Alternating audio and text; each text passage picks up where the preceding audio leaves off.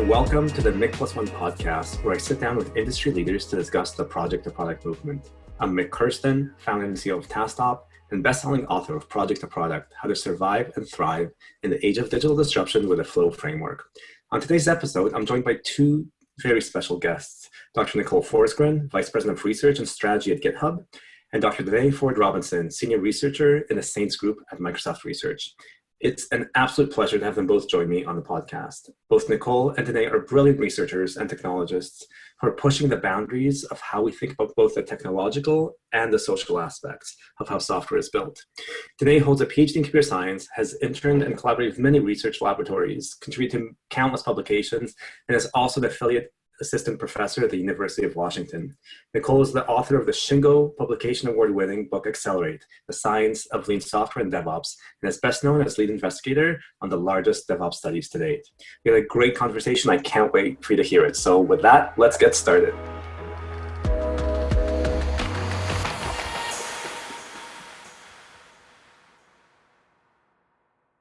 Hello, everyone. Welcome to the Project to Product podcast. I'm thrilled to have Dr. Nicole Forsgren and Dr. Denae Ford Robinson here with me today. Nicole and I were having discussions around developer productivity, which we tend to do fairly regularly, and how to better measure it, in a way that empowers teams rather than doing these big brotherly things. This is something that's been a topic near and dear to me since my PhD thesis. And Nicole actually introduced me to Denae, who it turns out we've been sort of living parallel research universes for all this time. Denae's been doing some incredible work studying open source communities, how inclusion should work at scale if you want to make sure that we get the best of the world's talent, not just a very small segment of that talent. So Nicole, why don't you tell us kind of how this part of the journey started, and then we'll go on into some discussion. Yeah, so as you said, we were nerding out as many nerds do, right? Talking about how to measure productivity, how to measure systems, the right kind of measures to use so that we can empower developers so that these measures don't get weaponized against them. How can we deliver insights to teams and organizations? And I had just been having these great conversations with Denae, and I was like, wait, hold on. We absolutely need to invite Denae to this conversation because Denae has been doing this amazing research for developer productivity, but not just productivity, but things like how can we think about measures and measuring productivity in ways that give us great insights to people, insights to our systems, and insights into the ways that we build systems and measures for ways that help bolster inclusion, diversity, so that we can build these better systems. And so Denae was down for having more nerd conversations and ways that we measure things better and give us better insights, think about the ways that we build systems and what it tells us about all of these measures. So, excellent. Well, yeah, thank you for joining this time. I'm really glad we're hitting record on the conversation because the last time we didn't, and we learned a ton. So, Denae, maybe you could start just giving us some of the research that you've done, some of the work that actually led to your thesis, your study of these open source communities like Stack Overflow, what got you interested in it, and where that's taken you. Yeah, so I like to start off by always saying, I study the Yahoo Answers for programmers, just because and I mean that by every instance of the word. It can be a toxic environment, it can be very helpful, it seems like it's existed for so long. So I was really interested in how developers ask questions, or specifically how they ask for help. What are the help-seeking strategies they use in online communities? We know that some of those help-seeking strategies don't go as well in person, such as classrooms. But what does it look like online, where you can be anyone you want to be, right? You don't have to present as yourself. You have a little bit more control over how your identity is shared and how people perceive you.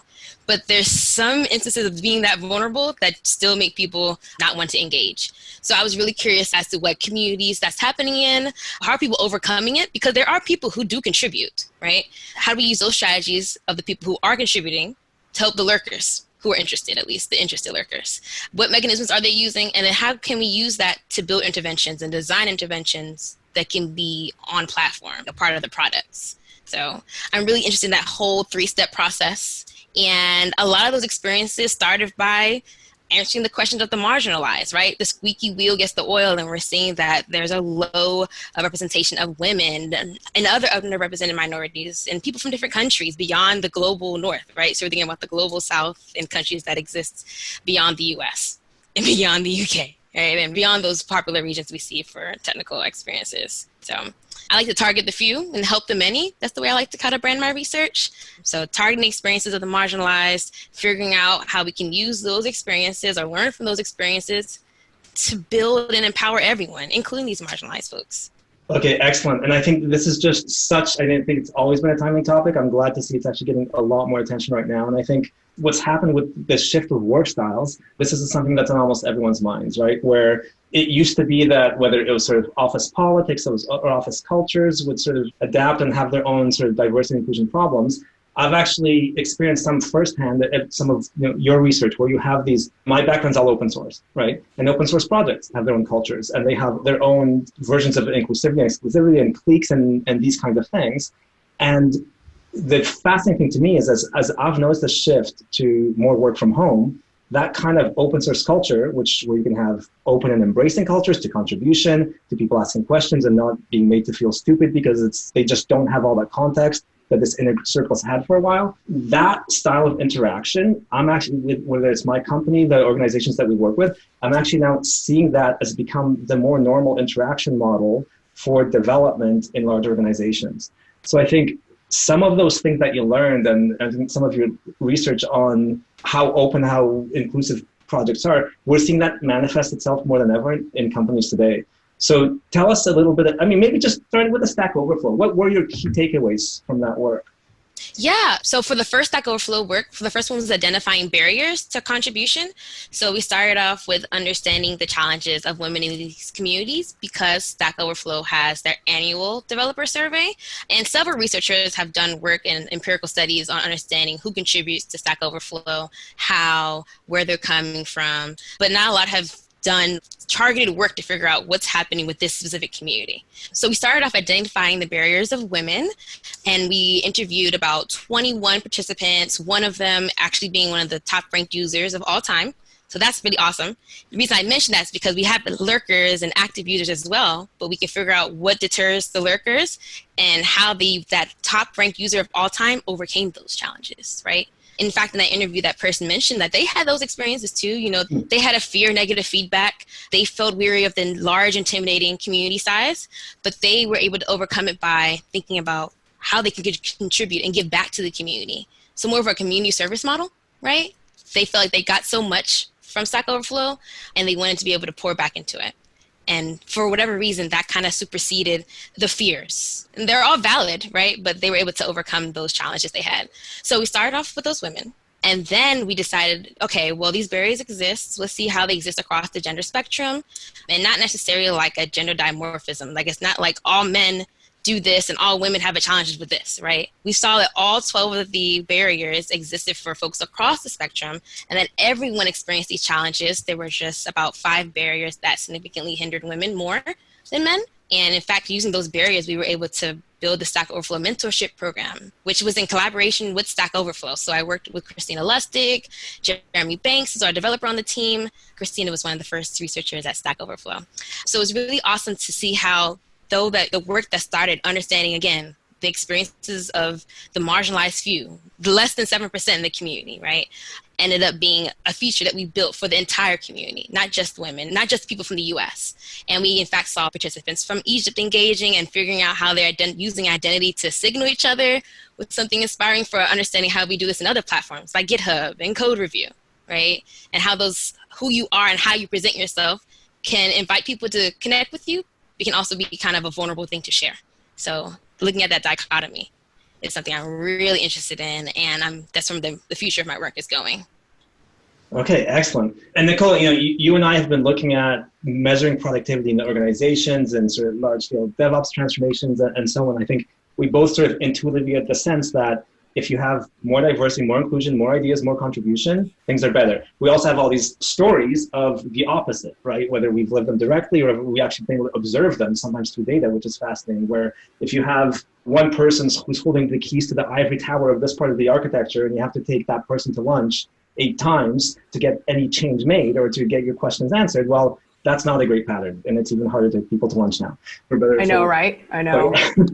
So tell us what's interesting to you about this, because I think we've seen these patterns and anti-patterns. We obviously are both big believers in the fact that Denae's work is unlocking these amazing patterns for collaboration, for inclusivity, and for much more productive and healthy organizations. I think you and I probably do fixate on the anti-patterns and study those more than we don't. But yeah, tell us what's interested you about this work. I think I really love saying the things that are similar in open source and some of the similar patterns that we also see within organizations, right? So it's really interesting to hear how Denae has found some of the barriers to participation in some of these open source and like open collaboration and knowledge sharing and knowledge seeking communities, or I guess those are some of the words that I've used in some of my research, right? Because I used to do a bunch of knowledge management research. And so some of the things that I used to study were knowledge management, knowledge sharing from developers and sysadmins. And so we used to also look at knowledge sharing, knowledge seeking behaviors, because when we're working in complex distributed systems, finding ways to make our systems work can be really hard, right? And so what happens when we have people who are asking questions and looking for answers and lurking, but also valued lurking, right? Because sometimes contributing can be tricky. And so sometimes we lurk because that's the safe way to interact, right? That's the safe way to understand. So one of my early investigations found that there are about 4 archetypes or profiles for how sometimes people interact with, we called it a knowledge base, but it wasn't really, right? It was how you can search similar server profiles, or how you can search for tickets, or how you can search for knowledge bases, or how you can ask each other questions. And that these were, I'm going to say, okay, right? Because historically, many people thought that you either asked questions or you didn't. And if you didn't, that was a fail. That's not necessarily true, right? And it sounds like Denae's kind of saying the same thing. Once you kind of accept that or make it okay to lurk and learn, maybe, right? Then like, learn. I love that. Lurk and learn. That's exactly what she lurk and learn, yeah.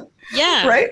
You can lurk and learn, and it's kind of okay, because sometimes we take notes in our own Post-its or pieces of paper, or we talk to each other and it doesn't show up in our systems, right? Like there is no artifact for that knowledge transition happening.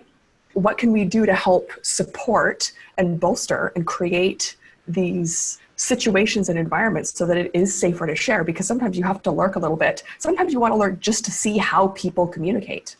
And then you can move forward and understand what the norms and behaviors are in the culture.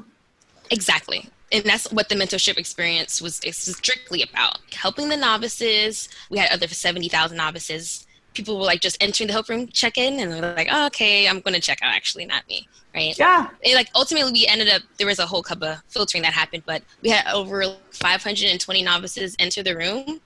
I think only 347 talked to mentors, because think about it, the people who have, maybe they've had negative experiences or they've seen others have negative experiences on the platform, and they're kind of like, well, I'm not sure if this is going to be anything different. So before I engage, I want to make sure this is a safe space. You all are branding it as this. Let's confirm that. Let me see how you respond to others. Let me see how people are finding value. Maybe then I might feel comfortable taking the leap, right? So it's about learning those norms. Yeah, learning and norms. I really like this lurk and learn. I had to write like a brown bag lunch, like a lunch and learn, lurk and learn. Yeah. So we've seen similar things, right? In terms of communication, collaboration, knowledge sharing.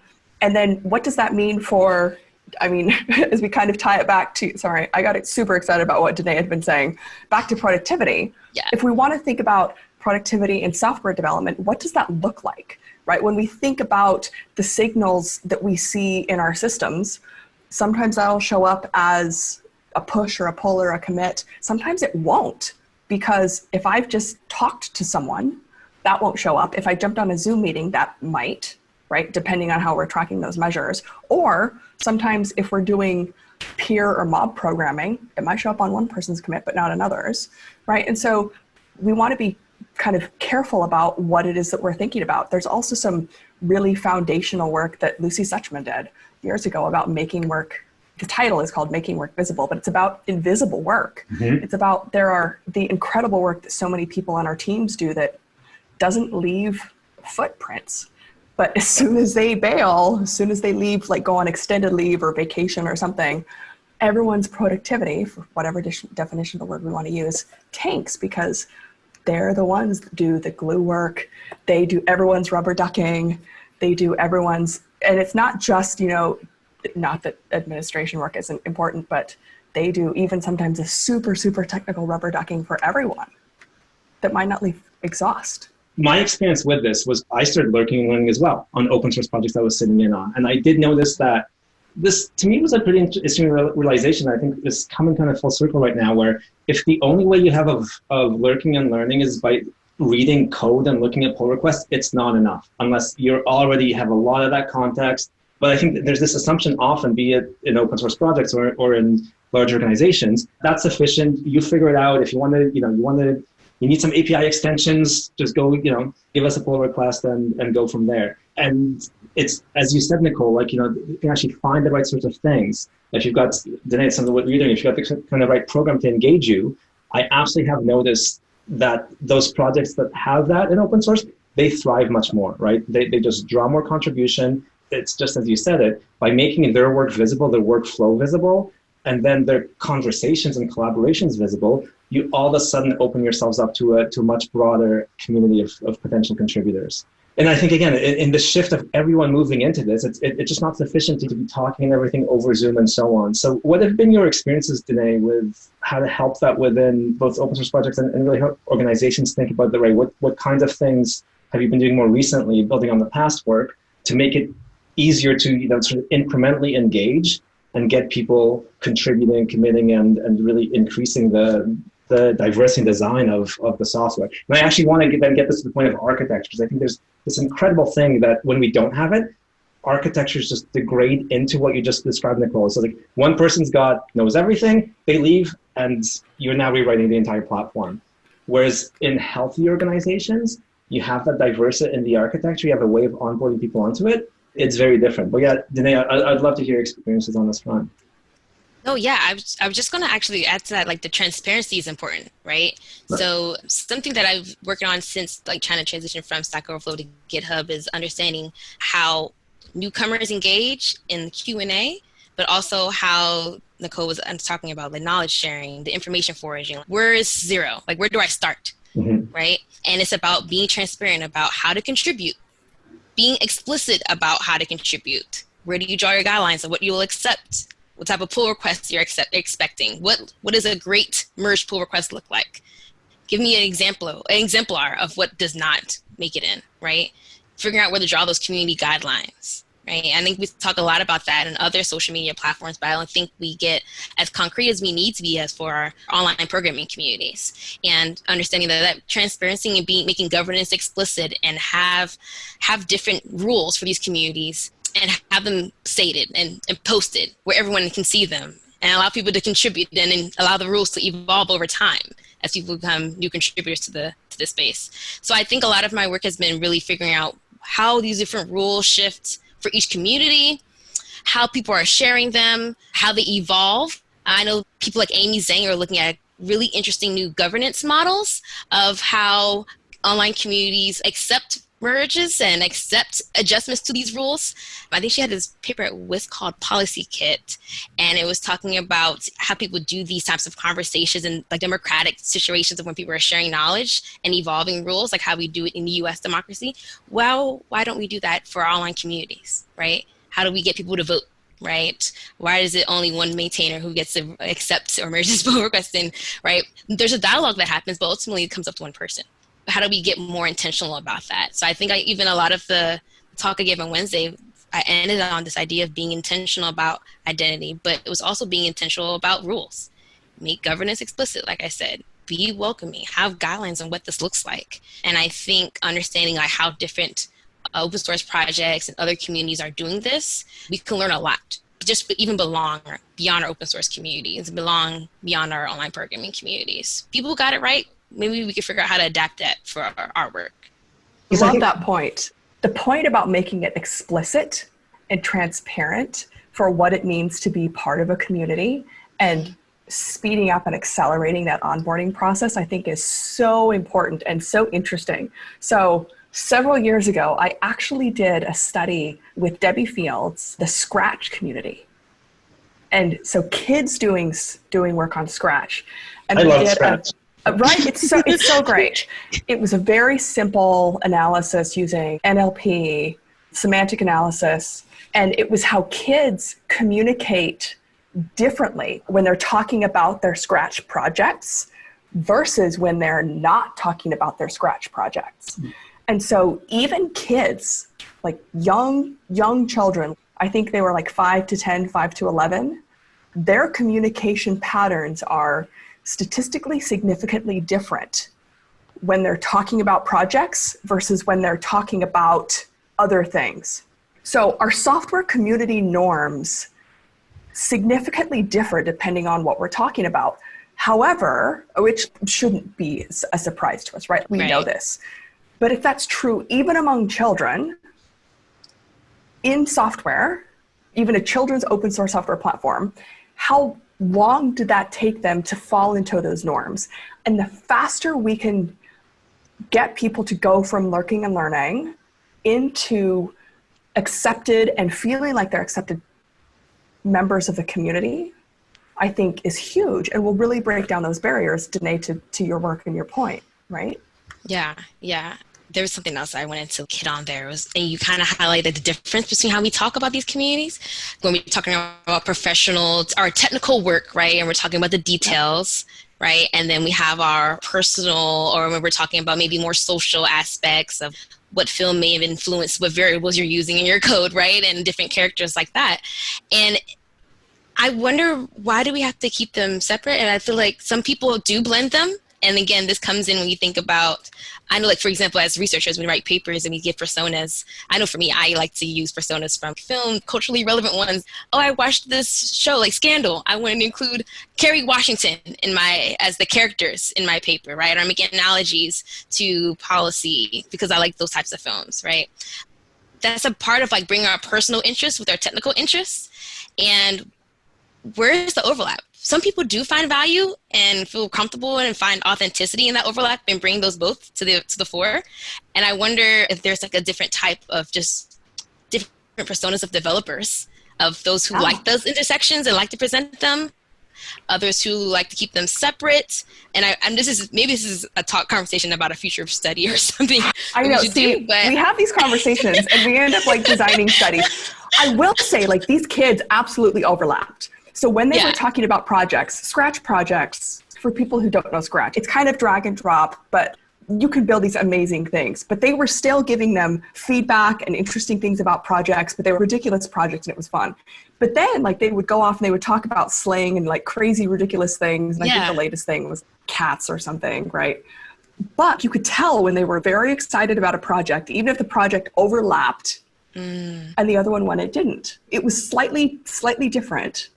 But the language format slightly changed. And I think it was because they had fallen into the norms of group communication. Trust me, their personality was there. I want to find this paper and share. Yes, please. It was great. Oh, and it won a Best Paper Award. So like the community is interested. People still want to study this. It was great. Yeah. Now we have to do a study here. Yeah, we do. We do. So I know like GitHub does sometimes these hackathons, or some developers at GitHub just post some fun things on Twitter. And there was this example of someone saying, well, I'm pinning my photos. I could pin my photos to my favorite pinned repositories now. And people were like pinning photos of their children. So now this is an explicit call of like intersection between your personal and professional identity, right? So maybe there's a difference between the developers that want to bring all of them to their technical work, right? Versus those who don't. And those who found maybe there's comfort and confidence in having for both those groups, if that makes sense. Yeah. Yeah, I don't know. This is something that I've always Stay really tuned, everybody. Stay tuned. Stay tuned because it's really interesting. So, Denae, you see, and you mentioned something I think which is along this theme and some of your research that to me was really interesting and just had not occurred to me, and it was just a lot of learning for me is just with online personalities, with remote personalities, and so on, as you just mentioned, is being intentional about identity. Mm-hmm. And so I think this is something that is going to be quite new to people, but can you say what you've learned about them? And I think bringing your personality to it, bringing your culture to it is key there. And there's another kind of control and flexibility that you can have with remote work and with distributed work. So can you tell us a bit more about that? Yeah, actually, there was like Two things there. Okay. So for the bringing your identity and figuring out when you want to have the intersection, in 2016, 17, there was this I Like an Engineer hashtag movement. This identity-based hashtag movement, right? Where it was started by Isis Ankleev, who was a developer in the Bay Area. And she never had a Twitter before. She had a very weird scenario with a colleague or someone around. And she was saying, they said to her, you don't look like an engineer. She was like, what are you talking about, right? And so she made a Twitter, encouraged by one of her mentors, that said, you know what, you should just share it. And she posted a picture and said, I like an engineer. And it was important to note that she implicitly implied that there are other intersecting identities. Actually, she explicitly said it later on in the blog post, let's be clear, right? But the fact was that I'm trying to break stereotypes, right? I don't want other people to feel like this. I don't want other people to feel like they don't belong.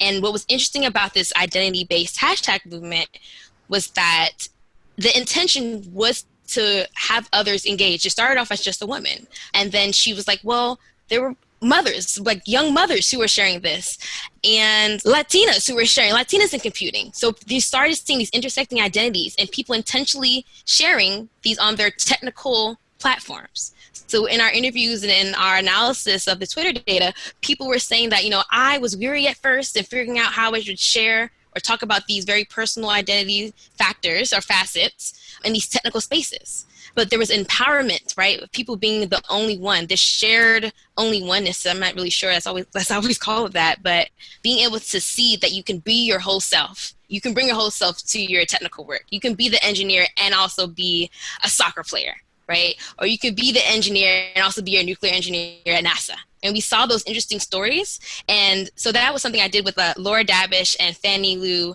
at CMU at the time. But it brought this idea of like, why can't this happen everywhere else, right? The fact that this even had to happen to break a stereotype, why isn't there already a norm if you can bring all those authentic experiences, your personal experiences, the rest of your identity to your technical work? So the idea of like, how do you share that in technical spaces and how people, your peers, receive that is what the challenge really there was. Like, how would others receive me now that I'm being explicit about my identity? You can see who I am. You can see that I'm a woman. You can see that I'm a Latina. But now I'm explicitly saying it. I'm not trying to make a political statement, but I'm saying that I am who I am. And I'm also this too. And I'm just really curious to how that looks like in the technical space. But then when you mentioned remote work, it makes me think of how people bring different flavors of the identity in the current pandemic, where ways to do that are like people showing their dogs that show up now. They're like, oh yeah, I'm also a dog mom, or I'm also a farmer. Here's my tomato farm during their coworkers. Or people show different parts of their identity. Like, I'm an artist. You see that I have sculptures and pieces in the back. So now you see my explicit part of my personal life because you're in my home. Like, you're able to just view, right? But you're also obviously here for the technical content, which is why we're having the technical conversation. Like, we're at work, but you can see my home life explicitly. And I think with this pandemic, we're seeing people being a little bit more authentic. We're seeing some people sharing a little bit more of themselves where they feel comfortable. And it's about providing like space, like a safe space in order to do that. But there's other ways people are doing that by posting fun backgrounds, right? Or fun family photos. Yeah, there's my child there in the background here. And I'm hoping that this creates even more authentic expressions of people's selves in work settings beyond, like, this is post-pandemic I'm hoping for. I think it's happening a lot more now. I'm looking forward to what it looks like, in hybrid work settings, and how do we empower people to do that more later on? Yeah, I mean, I remember when it first happened, and so we've always done a lot of remote work. About I think around a third of the company was remote, so we were sort of used to it. But then all of a sudden, 2/3 of the company's not done this, and they're worried that the kids are there, that something's wrong with their background, or that their pet just jumped in. And I think the value of bringing that authenticity is so key. That when first I just sent a message to the whole company saying, your kids should be walking into the picture, and just get them to say hi, and that's okay now. Do you think then, and Nicole, I'd love to get your perspective on this as well, is that with this just massive shift to the type of work that you've been studying happening across the industry, like we're talking about tens of millions of people in technology who just changed the way that they work, you've had all these insights on making your identity explicit, intentional, tailoring it to yourself and your persona. A, do you think it'll get better in terms of acceptance and understanding and inclusivity of different identities? And B, do you think people will start behaving differently, becoming more intentional around it? I think in some ways, some of this inclusion of whole identities has been, I don't want to say a surprise, but like maybe a little bit of a surprise for some people, because for a long time I've always heard, bring your whole self to work. But for so often that has maybe unintentionally been said by white men, right? Because so much of tech is white men. And then suddenly so many people were bringing more of themselves to work, or like maybe not, right? So for much of my career, I have not brought my whole self to work because the smallest details from my past have been weaponized against me, which is strange, right? I'm from a small farm town in Idaho. Somehow that was weaponized against me. It was very strange. So for many of us, we have not, right? Because when you ask people who are underrepresented or marginalized or vulnerable populations, and you ask them to essentially be more vulnerable, like that doesn't always work. And so when tides shift in some ways, right, and you now bring your whole self to work, it can suddenly be surprising or jarring or something, right? And now you're like, I am here and I'm fabulous in many fabulous ways, right? And it has been, like maybe jarring for a lot of people who were the majority and were not prepared for this onslaught of fabulousness, right? And it's like, you've been talking about your entire life, and now the rest of us are going to be talking about our entire lives because we have this wealth of great things that we can talk about. And now that everyone is working from home, it's like, no, I did not have this invisible family or invisible children or invisible pets. We all have all of these things, right? And if you want to talk about it, you can. If you don't want to, you don't have to. But like you said, right, sometimes there are pets that jump in, sometimes there are children that jump in. We can all say hello. Or if you don't have pets and if you don't have children, you don't have to talk about it if you don't want to. But if you are in lockdown for 5 months now, 6 months now, that isolation can also be very real, very difficult, right? So that may also be part of your whole self. Right, having a conversation about that. Yeah. That's so interesting, because I think it's in an office environment, it's very easy to bring yourself if it's, if you bring yourself with more talk of baseball or bro culture, and that's the office culture. But exactly. Yeah.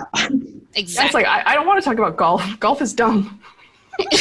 Tried playing. It's like so boring. I'm sorry for anyone who loves golf. I really love you. I want to talk about Beyonce. I want to talk about Lemonade album, right? Seriously. And so by the way, that Dissect series on Lemonade is incredible. If you haven't listened to it. Man. Hey, you're bringing your whole self to this podcast. Cute to the listeners, Beyonce. Everything. That's period. That's me bringing my whole self saying period. But Nicole hit on a very important point, like in the beginning of that, which was the weariness of what the space already looks like, right? Which is, for so long, has been like, yeah, you can do this. There wasn't really, the space was a space and it wasn't really safe, right? And when you brand a space as being safe and it's not really, that can be really scary for people trying to be vulnerable, right? And I know that participants have explicitly mentioned that in conversations before in our interviews. And I think it's important to think about that as well as we move to hybrid work and what it looks like for the future as well, is that it's about creating opportunities for everyone to be able to feel that comfortable and being receptive to that, to all the differences. So the differences that make us unique, but also the shared experiences within that, right? Maybe it's not Beyonce. Maybe they're not all Beyonce fans, but they do drink lemonade. Boom. Now we can have a conversation about lemonade. Wow. There's a shared experience. That's a very playful example, but I think we may hopefully see just a shift in our workplace setting. So I really now do hope this happens, right? Is that people have been forced to bring themselves more because of just the environment. And that could actually just change the culture of being less homogeneous, because people are being, especially if I think people take some of what you're saying, which is become more intentional around it. Because I think, and so Denae, do you think this is now an opportunity for people to become more intentional about their identity in how they engage with organizations and their teams? Oh, yes, because people are already doing this online, right? So when we're thinking about, I think this is actually a lot of the findings that I've had from previous studies, they can actually apply more so here, because thinking about online, we have our avatar images that aren't necessarily an image of our human face, right? They could be cartoon characters, they could be cartoon images, or be nice a picture to of my us cat. and our filters. Be nice to Right. us in our filters. Right. And so now but that's what we had online, right? We have our avatar images, and when we go into the workplace, it's not the norm for us to work around with avatar images over our human faces, right? But now that we're working remotely, if we don't feel comfortable sharing our video or sharing our image, we don't have to. We can turn off our cameras. We now have all the same control or similar versions, comparable versions of control that we had in open source communities. We can just turn off our camera. If we don't want to chat, we don't have to talk to our coworker down the hall. We'll just log out. We'll close the computer. We have control over how we share our identity and how we engage with our colleagues a little bit more now. So I hope that answers your question, but that's why I see things going. I think they're comparable. I think there's just provides a setting for more research to be even more studies to be conducted, more interventions to be tested out now, because again, some people call this a great work from home experiment. And there may be opportunities to see some of those pie in the sky interventions we hope to try out in open source, figuring out what they would look like for the population that are not developers, or the population of developers that are not on open source, right? I think it also gives us some really interesting opportunities to think about how we want, to your point about controlling our image or controlling access. It also gives us, I think, some really interesting opportunities to control some of our time, right? In some ways, I love going to the office. There are some things I can only do with other people on a whiteboard, right? Like for some reason, whiteboard is my magic. But sometimes, as much as I love people, sometimes people, right? Like people. I need a break. I need a minute, right? I need to close a door and think. I need to get some deep work done. I need to think. Yeah. And I love people, but I also just need y'all to leave me alone. And I cannot get things done. And working from home, I can close my windows, I can close my browsers, I can turn off all my notifications, and I can actually concentrate for hours. And get your deep work done. Yeah, this is not possible in an office because everybody, again, I love you all. I feel so bad. I sound like I'm such a meanie. But everyone wants to stop by and say hi and get coffee. And no, leave a girl alone. Got things to do. Yeah, I can get hours of work done. I can figure quotes. I can disappear for a few hours. Right. And it's magical. And when we think about productivity, getting into a flow, getting away from interruptions, that's huge. Whenever, to your point about like the great work from home experiment, what could we all do if we all had uninterrupted time? Right. So let's talk about that. Let's talk about the getting and staying in the flow. And I think again, for me, I know it's certainly early in my career, but it's still, I'm continuing to learn about this, and I've learned a lot from both of your work. Yeah, I think often technologists or some technology leaders and managers assume that work really is just about the technology stack, getting onboarded, getting an environment set up. But I think what we're seeing right now in this great experiment is just how important to getting people productive, happy, and growing, how important the social fabric is. And I think the really neat part to me about the intersection of both of your work is something I was really interested in early on as well, is this socio-technical congruence, right? That if you have an effect, let's say, you start out with some kind of technological software architecture, code base, and so on, people have built it, evolved it over time. And then if you exhibit some of the success patterns that you've seen, Denae, that architecture actually evolves to allow people to stay in their flow, to make great contributions, to do great work. But that only really happens if you have sort of enough diversity and new people being onboarded into it, and to not only have that learning and the lurking is happening, and it's actually changing the structure of the software. And I've done this visualization I did of a bunch of open source projects where you could actually see the number of contributions happening and the overlaid on top of the software architecture. And when there were more contributions, be they pull requests or just questions being asked, and not code. I would never study the code being updated, right? To me, the interesting thing was that conversation, not the code. So the more conversation that there was around this code, and the broader it was, the more the APIs and the architecture would evolve. What I realized is that you can actually measure that by looking at how much flow there is in terms of evolution of the architecture and of delivery. So there's this amazing thing that happens when you can align, your org chart evolves to actually support some kind of inclusion and growth and getting new people to contribute and new ideas to contribute, and people who see the market, the code, design, customers differently. And then when your software can evolve into that. So maybe, Nicole, can you tell us a bit about what you've learned? Because I think a lot of the the symptoms that we see, such as kind of like the Brent scenario from the Phoenix project that you outlined before, but organizations will have these things that they're blocking that, right? They're blocking evolution because, let's say they're blocking flow with some of your earlier work around continuous delivery. If you can't have a flow to the market and a feedback loop, your architecture is not going to evolve because what's the point of evolving anything if it takes 6 months to deliver something? Yeah, can you tell us a little bit about your experiences and what you've learned in terms of what it takes to evolve technological architecture to support people's best work and people's best deep work? I mean, there are so many things. Yeah, it's an easy question, don't worry. I know. Start anywhere.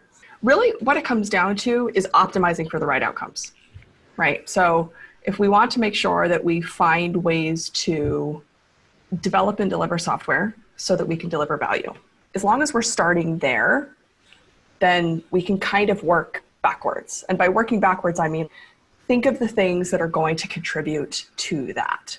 When we say developing, delivering software to deliver value, that usually means focusing on speed and stability. Because if we can ship software quickly and stably and reliably, that gives us good outcomes. And for 6 years, we found that speed and stability move together. That gives us better outcomes. It means that we are releasing code that doesn't have a large blast radius. It has lower likelihood, lower probability of causing an error, or when it does, it's going to be easier to debug and find the error, right? So as we work backward from that, that's where we have a big it depends, right? Depending on what your organization looks like, depending on what your architecture looks like, depending on what your processes look like, will tell you where you should start or what you should focus on next. So, and that's just going to be a constraints-based method for debugging or identifying what comes next. So it's going to be probably complex and a big hairy ball of mud, but very often we see it's going to be something like a change approval process, right? Because change approvals, particularly in large organizations, are bureaucratic and slow and hand-wavy, right? So anything that introduces delay is going to introduce instability because it causes batching up of work.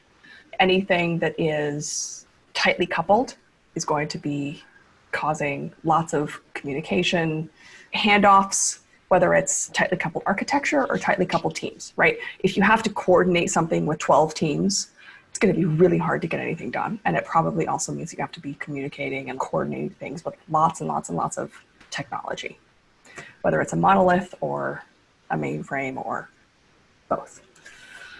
Really hairy and messy automated tests or build systems are many times the same thing, right? And many of those things, Mick, you're probably keying in on a lot of this, is also going to probably cause you to not have visibility into any of that. It is going to be causing you interruptions in flow as well. Because if any of those things had visibility into the flow, someone would be able to look at that and say, oh, fix that right there. So anywhere in that flow process where it's easily visible, very, very transparent, you can see what's happening, you can see the delays, you can see the handoffs, you can see the interruptions and the problems, you can fix it. So those are usually the biggest things that we tend to see. And in terms of, if we kind of tie a bunch of this discussion up at a bow, when we think about productivity, either at the team, individual team or organizational level, when we think about measuring things and optimizing for outcomes, right, tying things end to end and optimizing for teams and diversity, we tend to see much, much better outcomes if we have a lot of different inputs through the system, right? As opposed to people who just sort of, it's always been done here. Yeah, so here's another, you just gave me a study idea, which yes. I think is actually more work right now. But I bet, anecdotally, I can attest to this, for better, for worse, but more diverse teams actually produce more decoupled architectures. More cohesive and less coupled architectures, which produce faster flow and better outcomes. Because, and I have absolutely seen this within Tasktop on our own teams, that when we had teams that were not diverse enough, you would end up with one type of overly rigid architecture that was, created by, whether it's by the smaller inner circle or by groupthink or for whatever reason. I just wonder if we now could actually have enough data to start doing some of this measurement, that you end up with better software architecture with more diverse teams, with better inclusivity to bring more ideas and I'm trying to think of like the teams and the organizations that I've worked with and that I've seen, and anecdotally that's matching up, at least from the teams that I know. Yeah, and then a bunch of the work, of course, that you did, Nicole, is to show that the architecture is a bottleneck to flow, just like lack of automation is a bottleneck to feedback, which is a bottleneck to flow, which is a bottleneck to everyone being able to to contribute to meaningful outcomes. And the thing that I love, like you're mentioning flow, right? It's a bottleneck to flow. And the thing that I love about this is that it's almost counterintuitive, but it's not, right? And it's interesting because when you think about it, even in terms of culture or psychological safety, the first reflex is so often people to be like, oh, well, let me build a team that all looks exactly the same because then we're going to talk the same. It'll just be faster. And it's almost the step 0.5 shortcut, because if you all talk exactly the same, have the exact same background, have the exact same education, have the exact same training, if you've got the identical A, B, C, D, E, F, G, then things will just go faster. And you're like, sure, you won't have friction. Yep. It'll look similar. Your first step 1 to 2 will be the same. You'll get the incredible immediate short-term benefit. Exactly. That's how people follow these too. Yeah. Right? But as soon as you get to step 2 or 2.5, you're going to start having troubles because you can't think of what comes next. As soon as you start having troubles or shortcuts or you need to brainstorm or you need to do something, you don't have that injection of what looks different. Because you all sound the same, and you all are thinking the same. You think the same, you sound the same, you talk the same, you wear the same shirts, you do the same hobbies, right? So like all of the inclusive, diverse research shows that even things like brainstorming studies, you insert 1 or 2 people that look or sound or like have different backgrounds, I think they have double output. And so it's like if you pay that tax up front, you'll pay a tax where like you figure out how to like Beyonce, right? Yeah. When you do that forming, I know that that's not the preferred. That sounds like an official name. Forming. Forming, storming, norming, performing. I think there's a 5-factor model that's slightly better. People like a little more. So if you pay that upfront slight tax, then long-term your growth is way, way, way better. Yeah, and I think it's also important to note here that when you're talking about diverse teams, we're not just talking about gender, ethnicity, culture. We're talking about backgrounds. Yes. Right? Even thinking about people from different large, like big R1, big popular universities, right? And people from liberal arts colleges, right? Who are thinking about the intersection of so many different types of fields and how the software you're building can impact. Right? And I think I'm so glad you brought that up, Nicole, because there's also cognitive diversity, right? How people think, how people share their knowledge, the analogies that they use to represent concepts. And those all contribute to how we build software, right? How they ask questions, how they think about the questions they ask and how they phrase it. Yes. Yeah. Yeah. I mean, even this discussion, right? Like we're each asking different things and we go off on these like crazy tangents, these like bananas tangents, because that's what helps us think about something in a totally different direction. Yeah, it's amazing to me because I think I understand this, and then something happens, I realize just how little I understand it. So one of the recent things is Nicole Bryan, our Chief Product Officer, she brought in interns from the Ann Richards School in Austin, which is a school that helps young women get into colleges from a lower socioeconomic status. And they were participating in our meetings and asking questions, and it just completely, it'll make you think a little bit differently, but just bringing that framing to not just me, but a whole bunch of other leaders was just amazing. So hopefully this is now an opportunity to do more of that. I think, Denae, you're pointing out that I just really hope that one of my conclusions from the podcast is that this is the time that I think we can embrace this, put the systems in place, make learning and lurking as prominent as having commit access to code, right? Yes. And just build in these things that you've learned that I think, Nicole, you put this really well. The things that you've been learning, studying open source, now all of a sudden matter to like every technology company on the planet. And they should have mattered before, but they really matter now. So maybe just in case you missed the memo. But just to wrap up, Denae, any recommendations for how leaders out there should be thinking about this, how they should be getting started, what they should be doing in terms of both sort of small next steps, but also the kind of bigger vision that you have? Yeah, I mean, I think we kind of said it earlier, but I guess one point I would add is that there are opportunities for like this overt diversity, equity, and inclusion work, and then this covert diversity, equity, and inclusion work, where we can be very intentional and say we're going to build equitable systems to support this community, right? Like affinity groups and empowering this small group of Latinas in computing, right? But it can also be, that's an example of like explicit, right? And then it can also be, well, we're going to create a space where we're going to give time for people to share their perspectives from these different regions, and we're going to be responsive to turn on closed captioning so we can be accessible to our developers from who are new to the English language or just who are deaf, right? So we want to be able to think of inclusion in different ways and how it can empower others. So a good example of this is like curb cuts. Although they were people with low vision, they help people with strollers, people pushing carts, right? Skateboarders, right? And I think when we're thinking about building systems and really creating safe, diversity, equitable, and inclusive spaces, we should think of it like that. Like we can target the few really, but most likely we'll be hoping a lot more. So the many. Yeah, and I think that is just amazing. Like you said, targeting the 7%, how many people you end up impacting at Stack Overflow? That I think that is an amazing statistic and picture. I really want people to take away from this. Like you said, Nicole, you may be paid a bit more upfront on the storming, but then when you get to performing, you've got a much more better, robust and resilient result. So, Nicole, any last thoughts as we wrap up? I think I want to build on some of that. I really like Denae's framing about thinking about the few and how it applies to the many. And when we think about things like productivity, right? Don't necessarily be so myopic in trying to optimize or be 10x or 100x on productivity.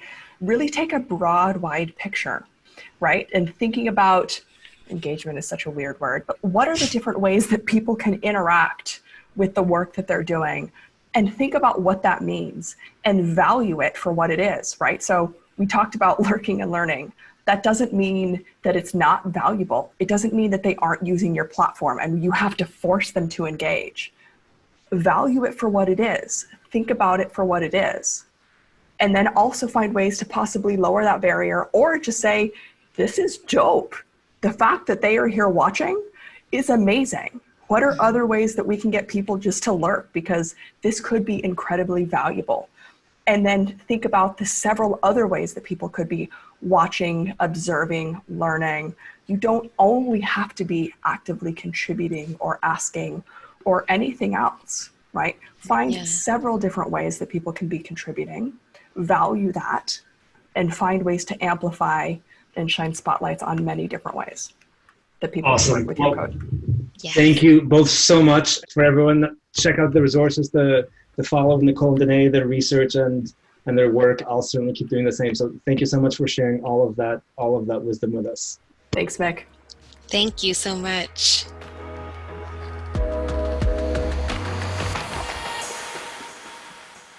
A huge thank you to both Nicole and Denae for joining me on this episode. For more, follow me and my journey on LinkedIn, Twitter, or using the hashtag Mick+1 or Project to Product. You can reach out to Denae on Twitter at Denae Ford Robin and Nicole at Nicole FV. I have a new episode every 2 weeks, so hit subscribe to join us again, and please make sure to follow the researchers. There's some amazing work that they're doing as well. You can also search for Project to Product to get the book, and remember that all author proceeds go to supporting women and minorities in technology. Thanks, stay safe, and until next time.